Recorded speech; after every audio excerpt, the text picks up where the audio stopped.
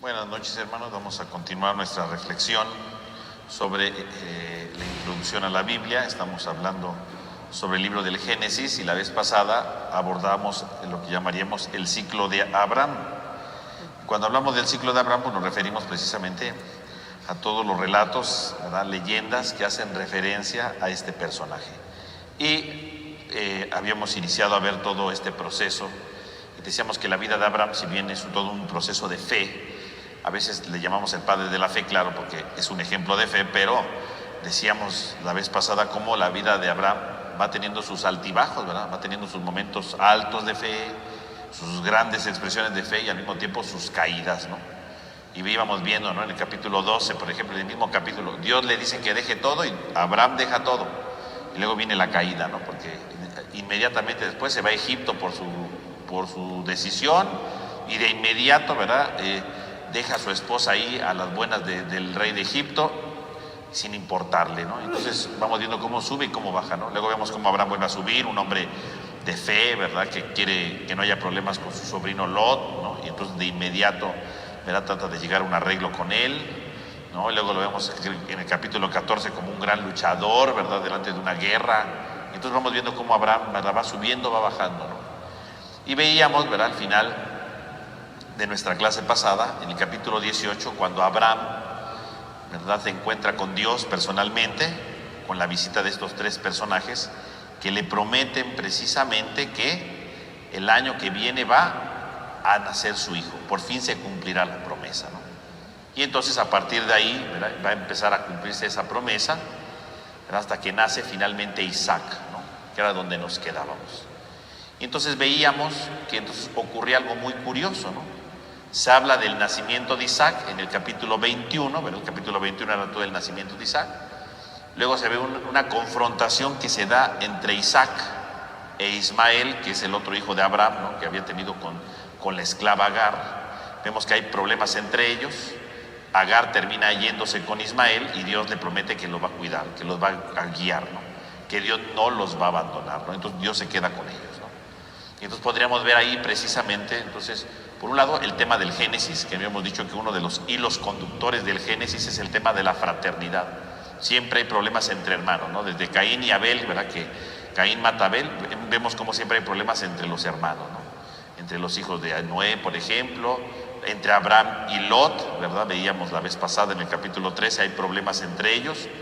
Y luego entre Ismael e Isaac nuevamente encontramos problemas, ¿no? Nuevamente hay problemas. Y entonces ocurre algo muy curioso, porque nace Isaac, solamente se nos narra el problema entre Isaac e Ismael, y lo más importante de ese relato, si ustedes lo leen en el capítulo 21, ¿no?, es que se va Ismael, se aleja Ismael, y a partir de ese momento, ¿verdad?, Dios dice que lo va a cuidar, que lo va a proteger, ¿no?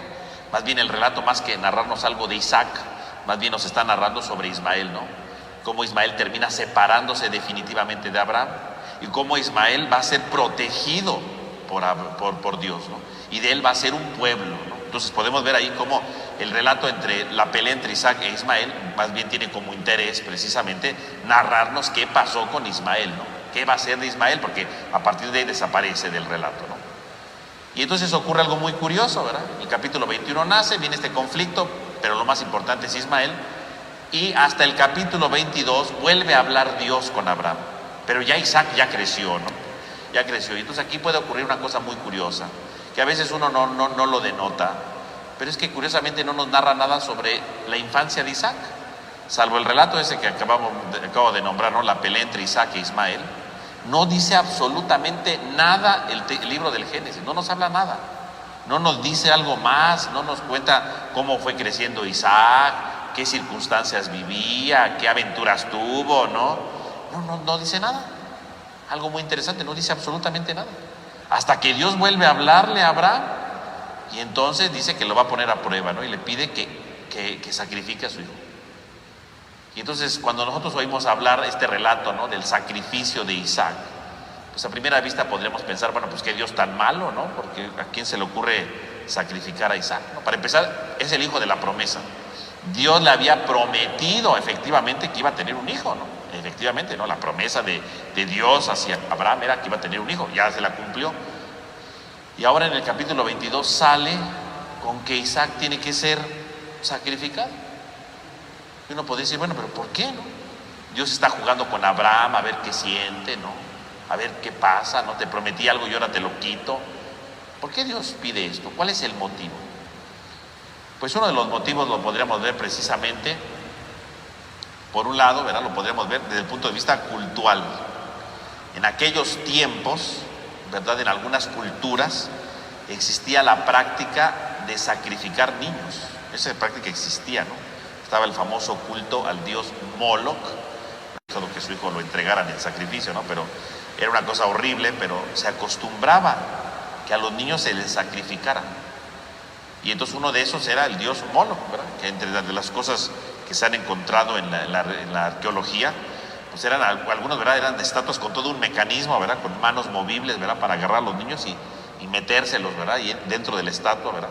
Y dentro había todo como un horno humeante, ¿verdad? Donde el niño se cocía literalmente vivo, ¿no? Una cosa horrible, ¿no? Terrible que se hacía en la antigüedad respecto a los niños, ¿no? Y curiosamente, pues era una práctica de las culturas vecinas que existían precisamente en torno al pueblo de Israel. Entonces tal vez este relato, ¿verdad? Cuando dice que entregue a Isaac y al final Dios le dice que no lo entregue, tal vez sea una denuncia contra esas culturas, ¿no? Contra esas prácticas, como diciendo, a lo mejor los pueblos vecinos sacrificarán niños, pero el pueblo de Israel no debe de sacrificar nunca niños. A Dios no le gusta que se entregue a los niños en sacrificio. Entonces tal vez este relato, ¿verdad? Hablando cultualmente, podría ser efectivamente una denuncia contra esas prácticas que se vivían, contra esas prácticas que se hacían sacrificando niños. Ese podría ser un nivel, ¿no? De lectura, ¿no? Desde el punto de vista cultural, ¿no? De los cultos que se viven en la antigüedad. Pero desde el punto de vista narrativo, podríamos hacer una aproximación. ¿Por qué Dios le pide a Abraham que entregue a su hijo, no? ¿Por qué le pide que entregue a su hijo? Pues si nos damos cuenta, narrativamente nos está diciendo algo muy interesante. ¿Cómo es posible que nos vaya contando todo lo que Abraham fue viviendo y justo cuando nace Isaac no cuente nada? Nos vuelve a hablar de Isaac hasta que le pide que le entregue a su hijo. Quiere decir que hay un gran trecho de la vida de Isaac en la que nunca se habla nada de los relatos. Y uno podría decir, ¿por qué no nos narra nada de la vida de Isaac? Algunos podrían decir, bueno, pues a lo mejor no había muchas leyendas de Isaac. Bueno, puede ser. Pero más bien hay que buscarlo desde el punto de vista de la narración. Si no narra nada de Isaac, es porque quiere decir que Abraham se enfocó a Isaac, que era su hijo, obviamente, no se enfocó a Isaac. Pero el problema no es que se haya enfocado a Isaac, sino que se enfocó en Isaac y se olvidó de Dios. Porque todo lo que nos va narrando de Abraham es cómo Abraham va teniendo su vida delante de Dios, ¿no? Dios siempre interviene en la vida de Abraham, ya sea para felicitarlo, para prometerle algo, para regañarlo. Dios siempre está con Abraham. Dios, si ustedes van leyendo desde el capítulo 2 hasta el capítulo 21, Dios siempre está con Abraham. Significa que si no nos narra nada de Isaac, no nos cuenta absolutamente nada acerca de la vida de Isaac con Abraham, verán cómo fue creciendo Isaac, significa que Abraham nunca tomó en cuenta a Dios en ese tiempo. Se cumplió la promesa, ya tenía a su hijo, dijo, pues ya la hice, ¿verdad? Entonces ya tengo un hijo, ya tengo un futuro, tengo un porvenir, ya tengo una bendición. Y quiere decir que entonces Abraham se olvidó de Dios. ¿Por qué no hay ningún relato de cómo Isaac iba aprendiendo cosas, de cómo Dios iba manifestando a Isaac o a Abraham en ese momento? Pues porque quiere decir que a Abraham ya no le importaba a Dios. Dios le dio lo que quería y entonces en ese momento automáticamente, ¿qué hizo Abraham? Se olvidó de Dios. Y si Abraham no habla con Dios, si a Abraham no le interesa estar en relación con Dios, la Biblia no va a contar absolutamente nada, porque entonces la vida de Abraham sin necesidad de Dios, no porque dejara su fe, no, claro que seguía creyendo en Dios y seguramente le hablaba a su hijo, ¿verdad? Que Dios era el que le había cumplido la promesa, seguramente, pero una cosa es hablar de Dios y otra dejar que Dios entre en la vida, ¿no?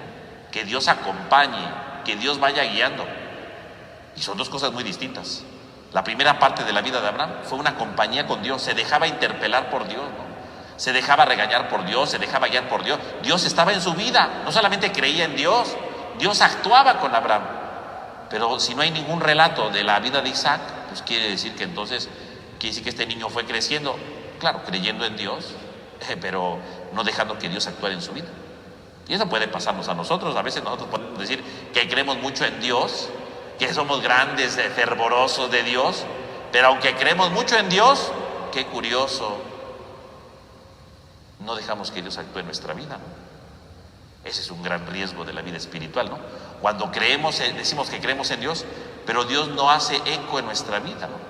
Dios no hace mella en nuestra historia, Dios no nos dice nada. Eso es una de las cosas más terribles que puede suceder, ¿no? Creemos en Dios, pero Dios no hace nada en nuestra vida, ¿no? ¿Cuántas veces hay personas que se casan por la iglesia porque creen en Dios, ¿no? Pero Dios nunca entra en su matrimonio, en su familia, a sus hijos no les hablan de Dios, ¿no? No les dice nada de Dios. Cuando tienen problemas le piden ayuda a todo el mundo menos a Dios. Pues sí creen en Dios. Yo creo que si les preguntáramos, ¿tú crees en Dios? Sí, sí creo en Dios. Hay gente que hasta incluso puede venir a misa, ¿no? Pero a pesar de eso, no dejan que Dios entre en su vida. Dios no les dice nada. Y a Abraham le pasó seguramente eso, ¿no? Si lo vemos narrativamente hablando.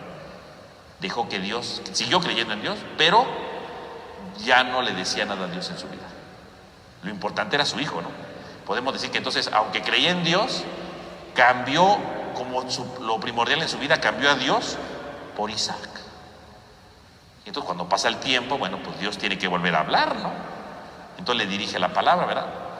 A Abraham, y entonces Abraham vuelve a escuchar la voz de Dios. Y entonces la primera vez que Dios le habló fue para decirle, deja tu tierra, ¿verdad? Deja tu patria, lo decíamos la semana pasada, ¿no? Y ahora le dice, no le dice que deje su tierra, le dice, no, toma a tu hijo, al único, al que amas, a Isaac, y entrégame en sacrificio. Es una cosa terrible, ¿no? Y vean cómo se lo va describiendo Dios. Dios no solamente le dice, agarra a tu hijo y me lo entregas, no, no. Vean cómo el relato bíblico es muy enfático, no va enfatizando las cosas. Toma a tu hijo, al único, al que amas, a Isaac. O sea, Dios le está remarcando claramente quién es Isaac en su vida, a tu hijo, ¿no? Y por lo tanto el hijo, recordemos que habíamos dicho que es el símbolo del futuro, ¿no? Porque tener hijos significa un futuro para ellos, ¿no? Ellos pueden morir, pero su nombre va a seguir adelante y su historia va a seguir porque sus hijos la van a contar. Ellos van a ser visibles a su padre, ¿no? Entonces el hijo es el símbolo del futuro. Por lo tanto, decir toma a tu hijo es lo que puede, lo que Abraham puede. Toma a tu hijo, lo que puede. A tu único, lo que esperas, ¿no? Porque todo el futuro está en él, ¿no? A tu amado, es lo que ama a Abraham, ¿no? A Isaac, todo lo que tiene, ¿no? No tiene otro hijo, ¿no?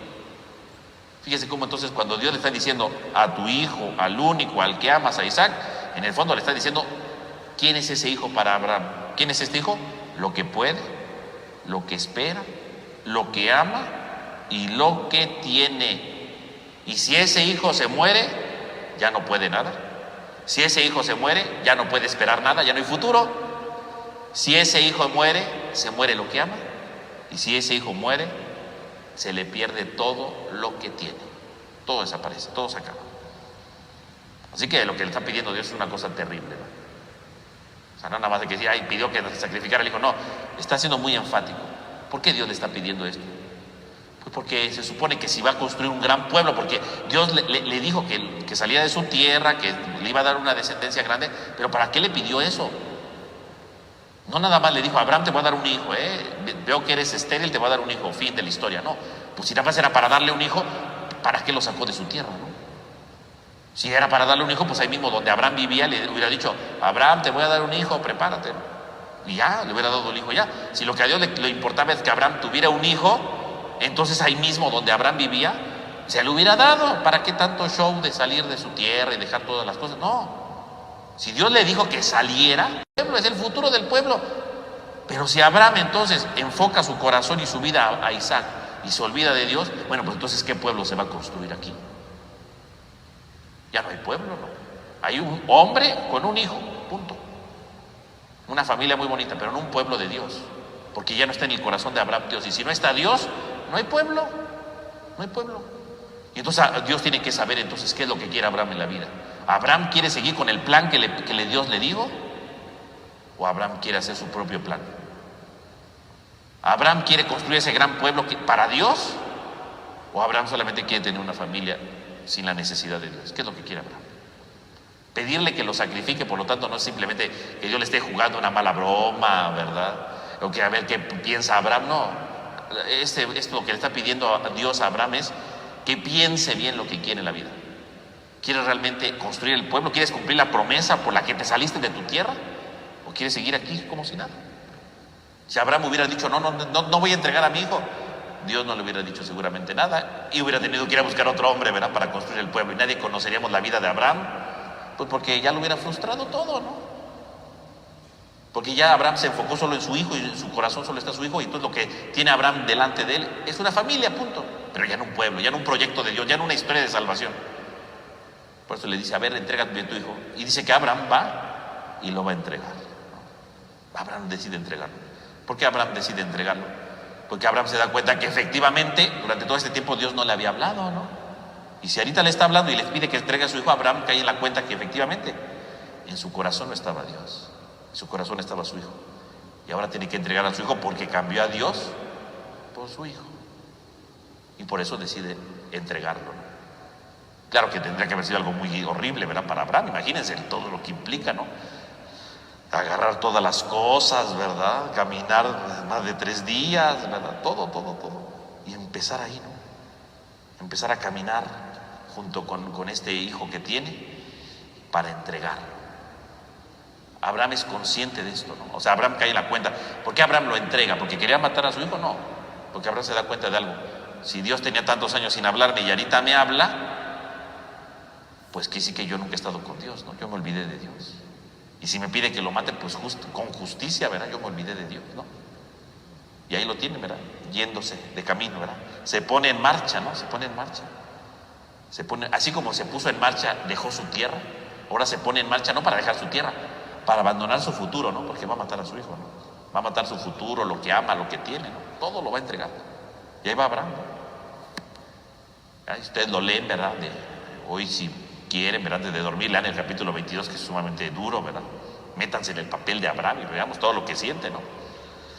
Y cuando ya llegan al monte donde se supone que lo van a sacrificar, ¿verdad?, vemos entonces, ¿verdad?, cómo deja a los sirvientes, porque obviamente nadie puede ver lo que va a pasar, ¿no? Porque los sirvientes no lo dejarían que pasara eso, ¿no? Esto no lo entiende nadie, el único que lo entiende es Abraham, ¿no? Y agarra a su hijo y vámonos, ¿verdad? Y dice el relato está muy bien hecho, ¿verdad?, muy dramático. Porque mientras van de camino, ¿verdad?, todo es en silencio, todo el camino va en silencio, ¿no? El único que rompe el silencio es el hijo, ¿no? Isaac es el que rompe todo, ¿no?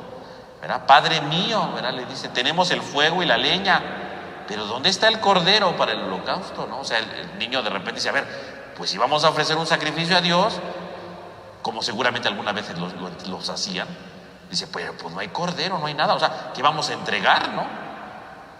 Esto es una cosa durísima, ¿no? Por un lado porque Isaac le dice padre, y llamarle padre significa, por un lado, una expresión de amor, pero también un signo de protección, ¿no? Llamar a alguien padre significa que es el que me cuida, ¿no?, que el que me protege, el que me ama, ¿no? Eso es terrible, ¿no? Porque me está llamando padre, se supone que yo estoy para cuidarlo, se supone que yo estoy para protegerlo, se supone que estoy para ayudarlo, y lo voy a entregar en sacrificio. Imagínense lo que es para Abraham eso, ¿no? Padre, ¿a dónde vamos? ¿Verdad? ¿Dónde está esto, no? ¿Dónde está lo necesario para el sacrificio? ¿Dónde está, no? O sea, ¿qué pasa? Y Abraham dice algo muy importante, ¿no? Dios proveerá. Dios proveerá. O sea, Abraham no dice nada, no le va a decir, no, pues no llevamos nada porque te voy a matar a ti, pues no le va a decir eso al niño, ¿verdad? Ni dice otra cosa, dice, Dios proveerá. Y esto es muy interesante porque entonces ahí se puede ver la fe de Abraham, ¿no? ¿Cuál es la fe de Abraham? La fe de Abraham es la fe del Dios que provee, del Dios que entrega, del Dios que da lo necesario para la vida. Dios proveerá.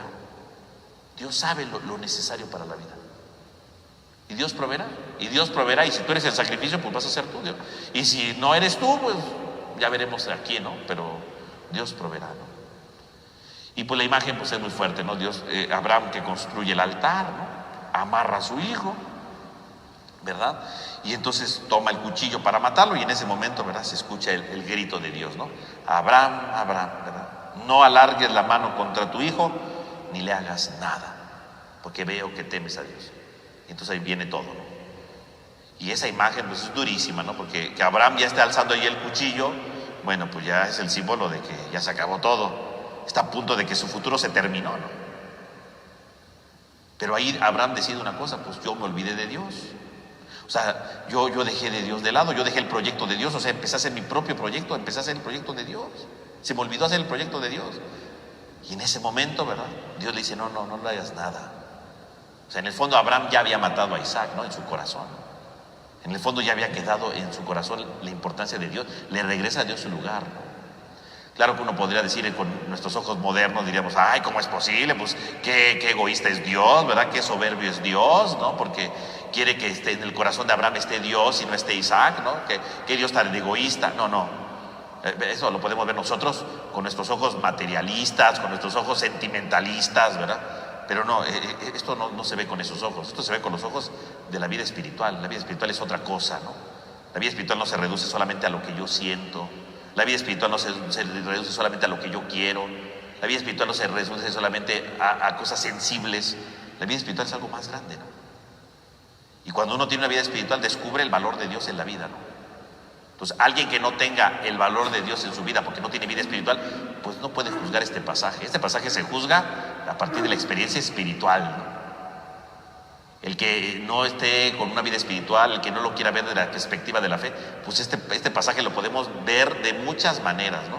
Y se le puede juzgar y se puede sacar miles de críticas a Dios, etcétera. Sí, pero todas esas críticas no están desde el nivel espiritual. Eso es un nivel distinto, ¿no? Que en el que no podemos llegar, que no implica una profundidad, ¿no? Que uno no alcanza a entender, ¿no? No solamente decir, es que fe es una experiencia espiritual más grande. Descubrir el valor de Dios en la vida es algo más grande. Pero eso solamente lo entiende el que lo empieza a leer desde una visión espiritual. Y eso implica un reto para la vida. Y eso es un reto para nosotros. ¿Cuál es el lugar que Dios ocupa en nuestra vida, no? ¿Cuál es el lugar que Dios requiere en nuestra historia? ¿No? Ese es el gran cuestionamiento de nosotros hoy día. ¿Qué papel ocupa Dios en mi vida, no? Y no solamente se le dice a Abraham, lo dice los mandamientos, ¿no? Amar a Dios sobre todas las cosas. Que mi vida tenga sentido desde Dios, no desde lo que yo quiero, ¿no? Sino desde Dios. Y eso es vida espiritual. En el fondo Abraham está cumpliendo esto. Alzar el cuchillo contra su hijo es amar a Dios sobre todas las cosas. Mi vida tiene sentido por Dios. Mi vida tiene sentido porque el Señor está conmigo. Por eso tiene sentido mi vida. Porque es el Señor el que me ilumina, es el Señor que me transforma totalmente. Todo lo entiendo desde Dios. Y entonces sí puedo levantar el cuchillo y decir, Dios es más importante. Y a lo mejor a los ojos, decíamos, modernos y sensibles de nuestro tiempo no tiene sentido, ¿no? Pues las personas que lo quieran leer así, este relato no es para ellos, porque han rechazado la vida espiritual. La vida espiritual va más allá de eso, La vida espiritual trasciende a esta realidad, ¿no? Se nos escapa a esto, ¿no? ¿Es difícil de entenderlo? Sí. Y entonces la pregunta de este texto sería, ¿y yo qué tengo en mi corazón? ¿Realmente Dios es importante en mi vida? ¿Dios le da sentido a mi vida? ¿O el que le da sentido es otra cosa, no? El que le da sentido solamente es mi familia, el que le da sentido es el dinero, el que le da sentido es la moda, el que le da sentido es, los bienes, ¿no? ¿Qué le da sentido a mi vida? Si no es Dios, entonces Dios diría, pues entrégame esos bienes, ¿no? Entrégame esas cosas, esas personas, porque tu vida no tiene sentido. Tú le estás reduciendo tu sentido de tu vida a algo pasajero. Te estás esclavizando a algo pasajero, pero no estás encontrándote conmigo, La vida espiritual es un encuentro profundo con Dios. Y no quiere decir que no ame a mi familia, ni quiere decir que Abraham no ame a su hijo. Tiene que amarlo, pero tiene que amarlo desde Dios. Y tengo que amar mis bienes y las cosas que tengo y la familia que tengo desde Dios. Ese es el reto de la vida de la fe. Que Dios ocupe tal lugar que yo sea capaz de amar desde Dios. Y entonces mi amor ya no será un amor egoísta. Lo amo porque me gusta, me amo porque me conviene. Lo amo porque lo hago desde Dios. Esa es la meta de la vida espiritual, Y si no es esa, entonces estamos mal. Esa no es vida espiritual. Ese es el gran reto, que puede pasar solamente incomprendido, puede pasar como el gran reto de mi vida. ¿Cuál es el Isaac que yo le tendría que entregar a Dios hoy? Porque tengo otros intereses en mi vida que no son Dios. Y amo cosas, pero no desde Dios. La amo desde mi egoísmo, la amo desde mi punto de vista, lo amo desde mi necesidad, pero no desde Dios. Y si no es desde Dios, no hay una vida espiritual plena, ¿no? Habrá alguna, a lo mejor, pero no plena. Ese es el gran reto, ¿no? Y es lo que nos trata de hablar aquí. Hablando desde la perspectiva espiritual, el Señor quiere darle sentido a nuestra vida, ¿no? Y entonces el que entrega a Isaac, ¿verdad? Dice, he visto que temes a Dios.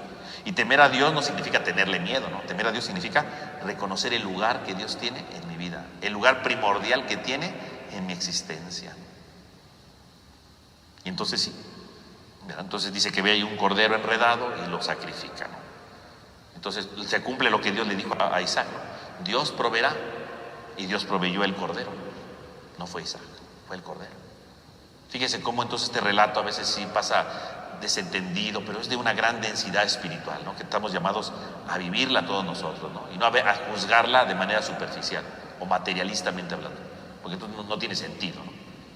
El que quiera comprender este texto tendrá entonces que querer adentrarse en la experiencia espiritual y no de manera superficial. Es un reto para la fe, esto es un reto para la fe. ¿Quién es capaz de entregar realmente a Isaac, el Isaac que tenemos en nuestro corazón, para que Dios reine en lo más profundo de nuestro ser? Y entonces sí, ¿verdad? Después de eso viene Génesis 23 y que nos habla de la muerte de Sara. Hay una leyenda, ¿verdad?, entre los judíos, ¿no?, en el capítulo 23, donde nos habla de la muerte de Sara, donde dicen que Sara se murió justamente después del episodio de la entrega, porque cuando regresa Abraham le cuentan a Sara, ¿verdad?, que iba a sacrificar a Isaac, y Sara, del coraje y del susto y del miedo, se murió, ¿no? Bueno, es una leyenda que cuentan los judíos, que Sara se murió como consecuencia de lo que Dios le pidió, ¿no?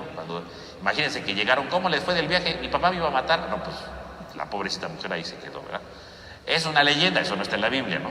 Entonces algunos dicen que murió por eso. Bueno, aquí lo único que dice es que pasó el tiempo y después se muere Sara. Entonces está llegando a su final el ciclo de Abraham, entonces se muere Sara. Lo importante de la muerte de Sara, ¿cuál es? Que cuando se muere Sara, ¿verdad?, cuando Sara muere, entonces Abraham va y compra un terreno, ¿verdad? Va y dice que compra un terreno en Macpela. Compra un terreno, y esto es muy interesante, porque compra un terreno para poder ahí sepultar a su esposa. Pero lo importante es que Dios le había prometido que esa tierra iba a ser para él, y esa tierra está empezando a ser parte de Abraham. Esa tierra ya empezó a ser parte de Abraham, porque ya la compró. Claro, no se la dio Dios directamente, él tuvo que comprarla, pero ya ese pequeño terrenito donde enterró a Sara y donde luego lo van a enterrar a él, ese terreno es de Abraham. Podemos decir que esa es su primera posesión oficial de la tierra. Se está empezando a cumplir la promesa. Ahora sí, Abraham es dueño, puede decir, entre toda esta tierra que Dios me prometió, hay algo que sí es mío, o formalmente, este terreno en Macpela es mío. Y entonces la muerte de Sara sirve entonces no solamente, ¿verdad?, para narrarnos que va terminando la vida de Sara, sino para decirnos que Abraham empieza ya a apropiarse de la promesa divina. Y empieza a apropiarse algo de la tierra. Ya hay algo que le pertenece a Abraham y que nadie se lo puede quitar, ¿no? Incluso después, cuando se va a Egipto, ¿verdad?, y regresa, todo el mundo regresa a ese lugar, porque ahí ya existía un terreno que ya pertenece a los padres, ¿no? Fíjese cómo entonces ahí está ya la idea. Entonces, el relato de la muerte de Sara entonces nos habla por un lado sí de que Sara se muere, pero también de cómo Abraham empieza a tener ya un terreno dentro de esta tierra prometida. Ahora bien, después empezaría lo que llamaríamos el ciclo de Isaac, aunque el ciclo de Isaac es muy complejo, ¿no? Porque el ciclo de Abraham pues nos habla todo lo que vive Abraham y todas las cosas. El ciclo de Isaac pues sería como la vida de Isaac, pero pues tampoco habla mucho de Isaac. En realidad, si ustedes leen de Isaac casi no se dice, casi no se dice nada, ¿no? Sí se dicen cositas que ahí te vamos a decir, pero casi no se habla de Isaac. Tal vez porque el ciclo de Isaac es más sencillo, tal vez no había tantas leyendas, tal vez porque los que transmitían las leyendas de Isaac pues no era un pueblo, una tribu muy fuerte, o porque quedó en el olvido, quién sabe, es una cosa muy extraña. El ciclo de Isaac es muy sencillito, ¿verdad? Va a empezar en el capítulo 24, ¿no? Pero en general el ciclo de Isaac está revuelto con el de Abraham, porque no nada más nos narran cosas de Isaac, Abraham aparece, ¿no? Y entonces en el ciclo de Isaac aparecería la muerte de Abraham, y al mismo tiempo en el ciclo de Isaac nos habla de los hijos, de sus dos hijos, ¿no? Jacob y Esaú. Y curiosamente lo importante es Jacob, no tanto Isaac. Entonces en realidad hablar de Isaac pues es hablar unas cosas mínimas, ¿eh? O sea, ¿qué se puede decir del ciclo de Isaac? Mínimo. Incluso si no habláramos del ciclo de Isaac no pasaría absolutamente nada. Es muy complejo. El capítulo 24, ¿verdad?, del libro del Génesis es con el que podríamos decir que más o menos es el ciclo de Isaac, pero está llevado por Abraham también, ¿no? Porque Abraham aparece ahí. Entonces es un capítulo que es sumamente amplio, ¿verdad? Que es sumamente amplio, que lo voy a leer porque a lo mejor nunca en la vida lo han leído y pues hoy lo van a escuchar aquí, pero no duerman por todo el relato porque es amplio el capítulo 24, ¿verdad? Que nos va a narrar algo muy interesante, que es buscarle una esposa a Isaac, ¿no? En el capítulo 24 nos habla de cómo va a buscar una esposa, ¿no? Y entonces dice, ¿no? Dice, Abraham era ya viejo, entrado en años, y Yahvé había bendecido a Abraham en todo. Fíjense, Dios había bendecido a Abraham. O sea, ahora sí Abraham estaba lleno de bendición. Y Abraham le dijo al siervo más viejo de su casa y mayordomo de todas sus cosas: ven y pon tu mano debajo de mi muslo, que voy a jurarte por Yahvé, Dios, del Dios de los cielos y de la tierra, que no tomarás por mujer para mi hijo entre las hijas de los cananeos, con los que vivo, sino que irás a mi tierra y a mi patria, y tomarás por mujer para mi hijo Isaac. El siervo le respondió: tal vez no quiera la mujer seguirme a este país. ¿Qué debo hacer en tal caso? ¿Debería llevar a tu hijo a donde saliste? Le contestó Abraham: guárdate de llevar allá a mi hijo. Yahvé, Dios de los cielos y de la tierra, que me tomó de mi casa paterna y de mi patria, y que me habló y me juró diciendo: a tu descendencia daré esta tierra, él enviará a su ángel delante de ti, y tomarás de allí mujer para mi hijo. Si la mujer no quisiera seguirte, no responderás de este juramento que te tomo. En todo caso, no lleves allá a mi hijo. El siervo puso su mano debajo del muslo de su señor Abraham y le prestó juramento, y según lo hablado. Entonces tomó el siervo 10 camellos de su señor y las mejores cosas de su señor, y las puso en marcha hacia Aram Naharaim, hacia la ciudad de Nahor. Hizo arrodillar a los camellos fuera de la ciudad junto al pozo al atardecer, a la hora de que salían a salir las aguadoras, y le dijo: Yahvé, Dios de mi señor Abraham, dame suerte hoy y muéstrate fiel con mi señor Abraham. Voy a quedarme parado junto a la fuente mientras las hijas de los ciudadanos salen a sacar agua. Ahora bien, la muchacha a quien yo diga: inclina por favor tu cántaro para que yo beba, y ella responda: bebe, y también voy a brevar tus camellos, esa sea la que tienes designada para tu siervo Isaac, y por ello conoceré que le muestras fidelidad con mi señor. Apenas había acabado de hablar cuando apareció Rebeca, hija de Betuel, hijo de Milcá, la mujer de Nahor, hermano de Abraham, con su cántaro en el hombro. La joven era de muy buen ver, virgen que no había conocido varón. Bajó a la fuente, llenó su cántaro y subió. El siervo corrió y se encontró y le dijo: dame un poco de agua de tu cántaro. Bebe, señor, le dijo ella, y bajando enseguida el cántaro sobre su brazo le dio de beber. Cuando acabó de darle, añadió: también para tus camellos voy a sacar agua hasta que se hayan saciado. Vació rápidamente el cántaro en el abrevadero y corrió otra vez al pozo. Sacó agua para todos los camellos. El hombre la contemplaba callado para saber si Yahvé le había dado éxito o no a su misión. En cuanto los camellos acabaron de beber, tomó el hombre un anillo de oro de medio siclo de peso y le colocó en la nariz de la mujer. Y luego puso en sus brazos un par de brazaletes de 10 siclos de oro. Después le dijo: ¿de quién eres hija? Dime, ¿hay en casa de tu padre sitio para pasar la noche? Ella le dijo: soy hija de Betuel, hijo de Milcá, que Milcá dio a Nahor. Y agregó: también tenemos paja y forraje en abundancia y sitio para pasar la noche. Entonces se postró el hombre y adoró a Yahvé, diciendo: bendito sea Yahvé, Dios de mi señor Abraham, que no ha retirado su favor y su lealtad para con mi señor.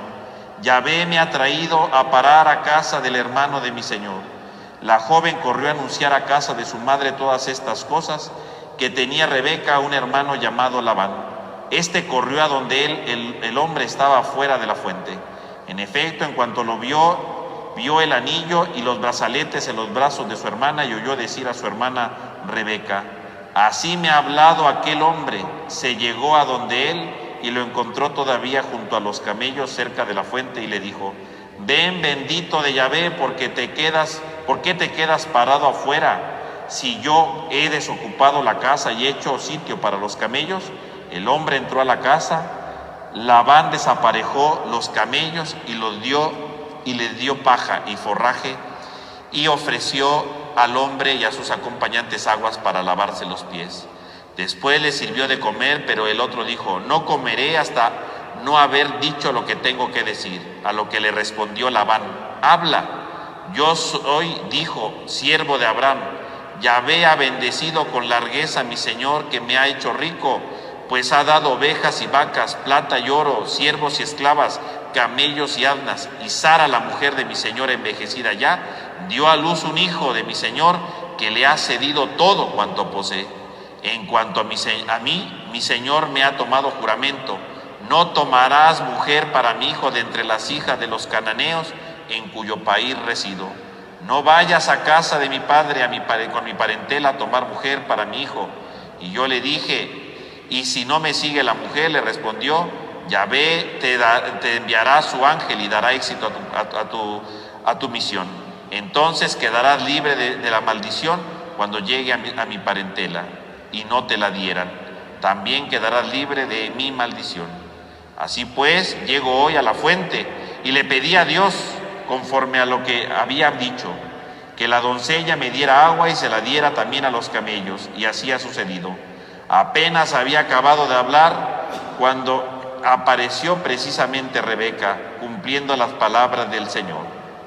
Así pues, ahora díganme si están dispuestos a usar de favor y lealtad para mí, para mi Señor, y si no, díganmelo, para que yo tome una u otra decisión. Le respondió Labán y Betuel: de Yahvé ha salido este asunto, nosotros no podemos decirte que está mal o que está bien. Ahí tienes a Rebeca, tómala y vete, y sea mujer del hijo de tu Señor, como lo ha dicho Yahvé.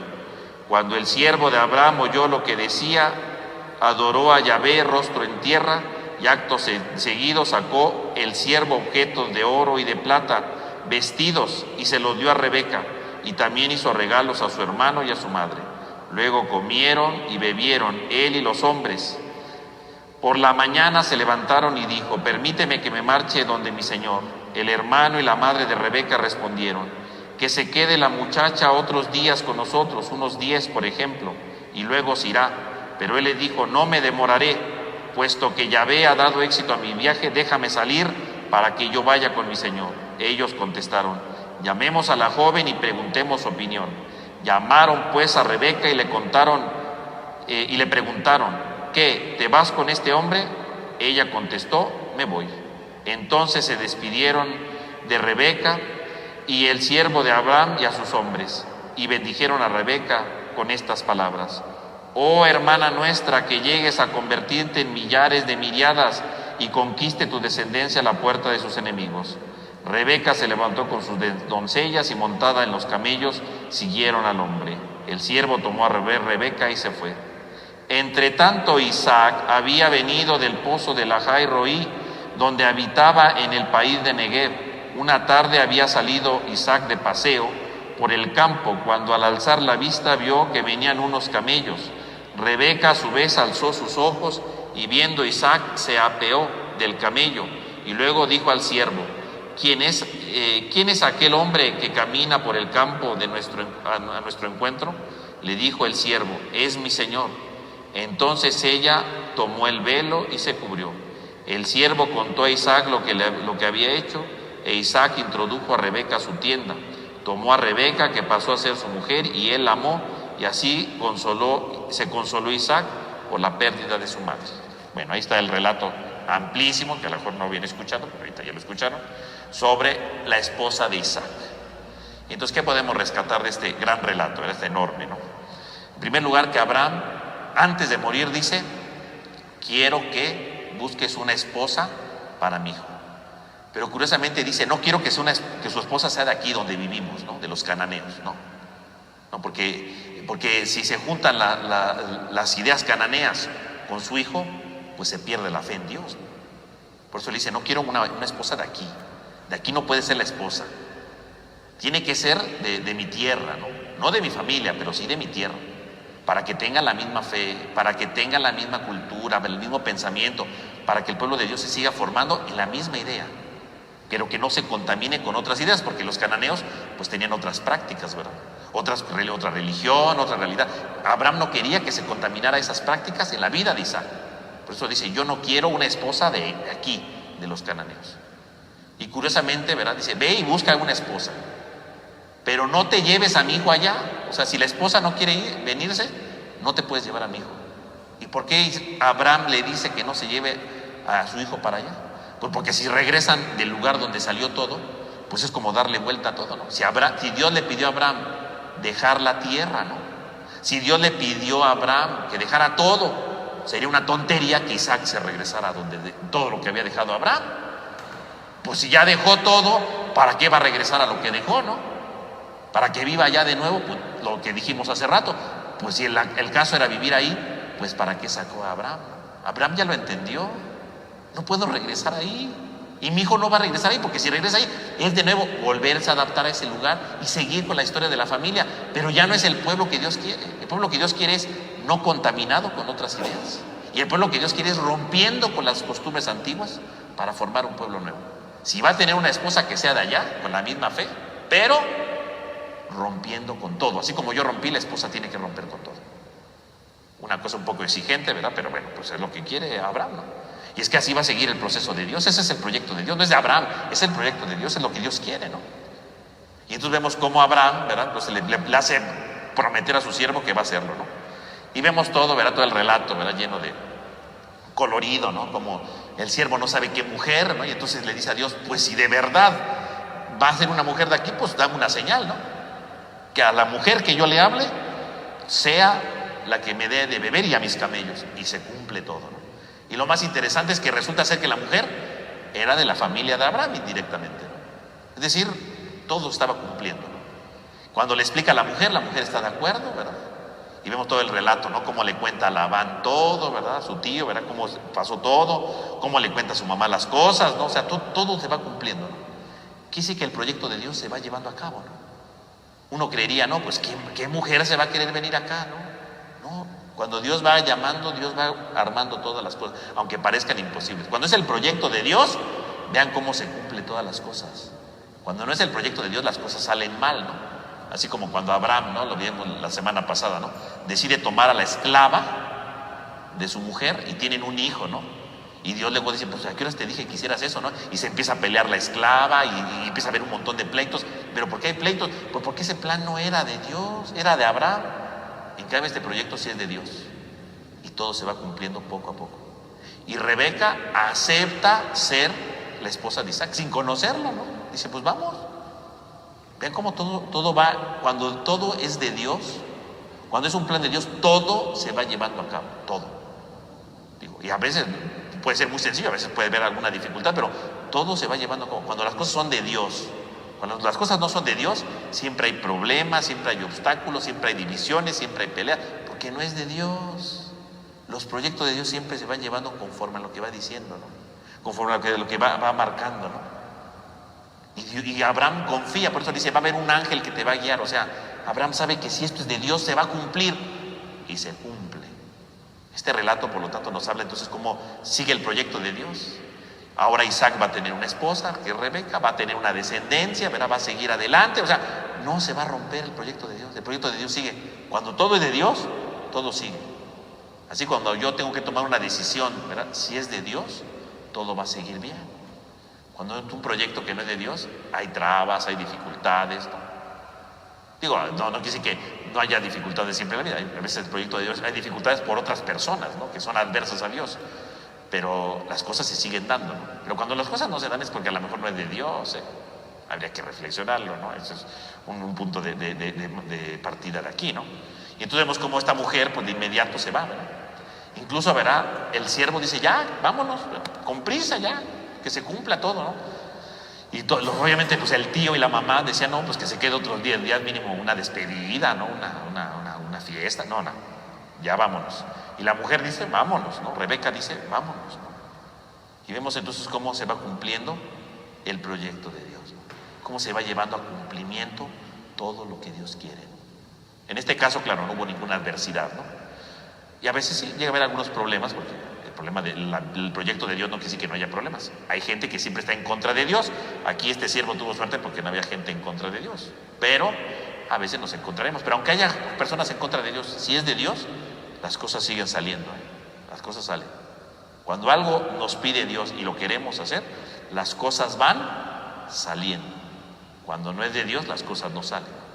Dice, pero es que ¿cómo? Es que ¿por qué? Bueno, a lo mejor hay que pensar si viene de Dios esa idea que tenemos o no, ¿verdad? Porque a lo mejor puede decir, es que esta persona está en contra mía, pero a pesar de que está en contra mía, siguen saliendo las cosas.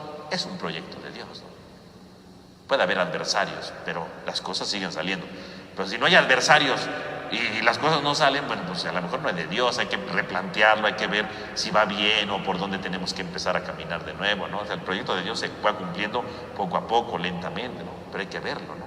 Hay que ir viendo cómo se va llevando a cabo, hay que ir viendo cómo se va transformando, hay que ir viendo cómo se va dirigiendo, ¿no? Y finalmente, entonces, en medio de este ciclo, ¿verdad?, que podríamos llamar de Isaac, en el capítulo 25, entonces ahora se habla de la muerte de Abraham, ¿verdad? La vida de Abraham llega a su fin, ¿no? Y entonces termina, ¿verdad? Él dice en el capítulo 25, ¿no? Los años de la vida de Abraham fueron 165 años. Y expiró pues Abraham y murió en buena ancianidad, viejo y saciado de vida, y se fue a reunir con su pueblo. Y así es como describe la muerte de Abraham el libro del Génesis, ¿no? Fíjense, vivió 165 años, 165, o sea, que vivió mucho más tiempo, ¿no? Cuando se había ido tenía 75, ¿no? O sea, que todavía vivió 90 años más, ¿no? Y dice saciado de vida, esto es muy importante, ¿no? Dice saciado de vida. ¿Qué quiere decir saciado de vida?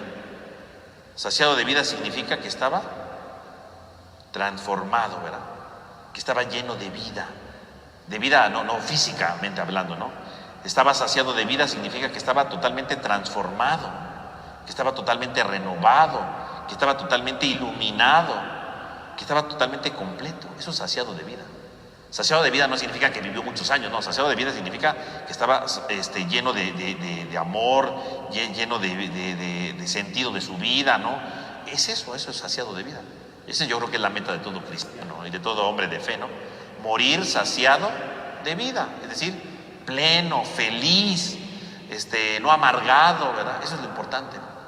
Eso es lo importante de la vida. La meta de la vida es estar saciado de vida. No importa cuántos años vivamos, digo, Abraham vivió muchos años, bueno, pero nosotros, aunque digan, pues morí a los 50 años, no importa, pero saciado de vida, o sea, contento con lo que hice, ¿no? A pesar de mis fallas, de mis errores, contento. Abraham tuvo sus fallas, ¿no? Sus errores, y sin embargo, dice el Génesis, saciado de vida, o sea, murió completo, ¿no?